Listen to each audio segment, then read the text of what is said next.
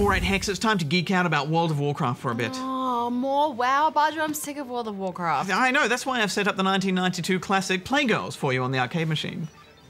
Playgirls? Really? Yeah, have a good Wasn't time. there something else that you... Warlords of Draenor is the 5th expansion for World of Warcraft, and I'm all in. Oh, this is just terrible. Do I want Junie or Anita? Junie. Bring it on! Are you so eager to meet death? Rise up, Iron Horde! Bring your war chief their heads.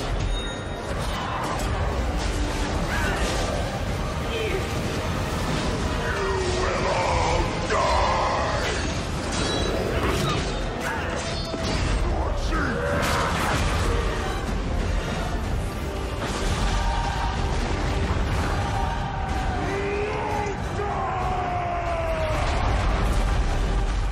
It's weird to be reviewing a game which is now 10 years old, especially as the last expansion, Mists of Pandaria, didn't quite hit the mark for many.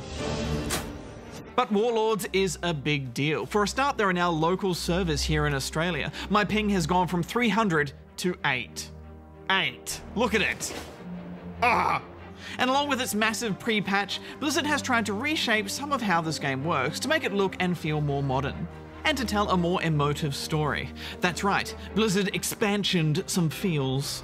In the light, we are one.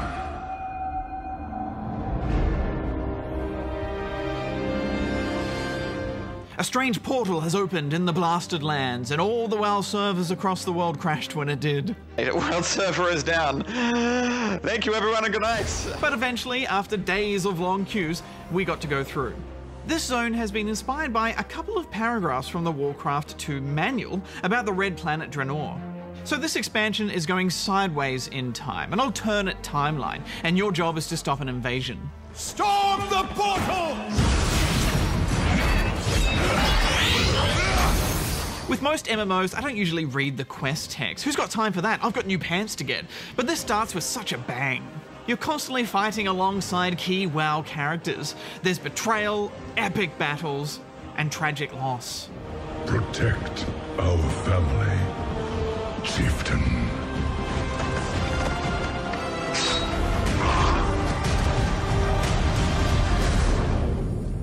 Each zone has a couple of cutscenes for the more dramatic moments, but it's all the little stories that play out as you're questing that really fill in the lore, although I did find it a bit hard to follow overall.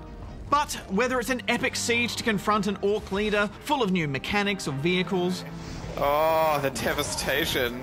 or simply trying to find a goblin's lost pawn collection, it's dynamic and varied questing, and it doesn't even feel that grindy. The landscape and enemies change so much in tone and fight style, and that's what impressed me the most. You'll see a lot more positional attacks, especially from the rare loot-dropping silver NPCs who are just everywhere now. Oh, he turned around.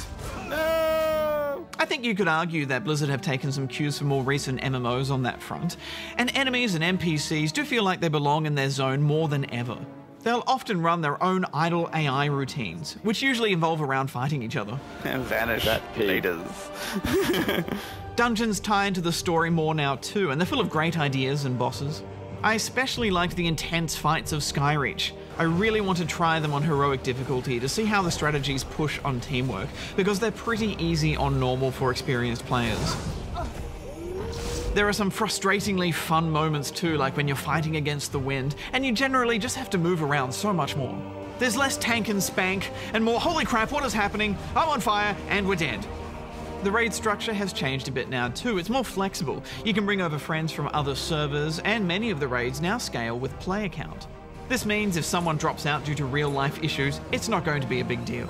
So back to the world questing, overall it is really solid, but my main criticism is that it's just so easy. And it's such a shame when there are all these great mechanics and fights out there, but you'll smash most of them on autopilot. Also, there are so many quests that if you try to complete them all, you'll probably get close to or even hit the cat before you venture into this alternate version of Nagrand, for example, which is such a shame. It's a great looking zone with fantastic creature design. Plus, you can choose to roll through this zone in a mother-flipping tank.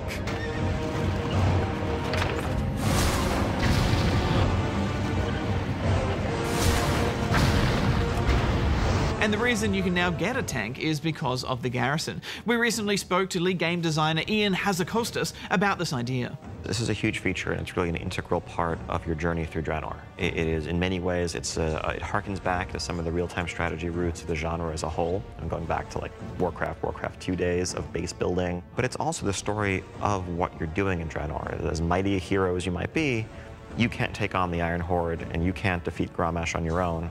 You need to raise an army, you need to build a base, you need to recruit followers, and kind of build on a force that can take on this army. This is kind of their answer to MMO housing, and I'm still getting my head around how it all works. Basically, you quest for resources and improve and upgrade the buildings of your choice, and this can give you benefits in the field of Draenor, such as choosing to have that tank you can call upon, or a variety of other bonuses depending on the zone. It's also nice how NPCs you meet out in the field will occasionally appear and have quests for you in the garrison too. You'll also be sending your own recruited NPCs off to do quests, and that all happens in menus, and it's a bit of extra business to deal with. It's a great idea, but I actually found some of it a little tedious over time, clicking through all of those chests. The best part about the garrison is that you can put in crafters. For example, if you're not an enchanter, you can build a structure that comes with an NPC who can do it for you, and you just put in work orders. The eternal sun guides us. The pre-Warlords patch also came with a redesign of the visuals. It gives everything a bit more definition and flair, from lighting to animations to character models, and I think that's the main reason why I actually started playing again. There's also a new mixed PvE/PvP endgame zone called Ashran, which after crunching 10 levels in just a few days, I actually haven't spent that much time in yet. I didn't find that many people to fight, but it is a new type of endgame for WoW, so it'll be interesting to see how that evolves over time. One of my favourite additions, even though it may only be temporary, is the PvP map South Shore vs Tarren Mill. This is based off an old world zone, which used to see some pretty intense world fighting between Alliance and Horde back in the vanilla days of WoW. Oh, those were the days. But botting is a real problem with PvP at the moment, and this is where people use a mod or a program to play their character for them. Bots ruin the beautiful strategy of a PvP map, and I hope Blizzard find a way to fix that once and for all. But the biggest change to this expansion is ability pruning, and we also spoke to Ian about that. Pruning is actually, in many ways, the exact correct term for it, because it's actually, pruning is what you do to like an unruly bush or some vegetation to enable it to grow in better, more fruitful ways. And 10 years on, we have a lot of developments, a lot of growth that's occurred to the game as a whole in the meantime, but also there's a lot of redundancy and a lot of things that in retrospect aren't necessary anymore. And what all that leads to is both complexity that makes the class less approachable, but less design space when we want to give you something new and cool. When we do have a good idea for something that we feel is genuinely going to improve the class, we run into this wall of players telling us, well, I have no more room in my action bar. I have no more keybinds left on my keyboard unless I make this like Control-Shift-4 or something.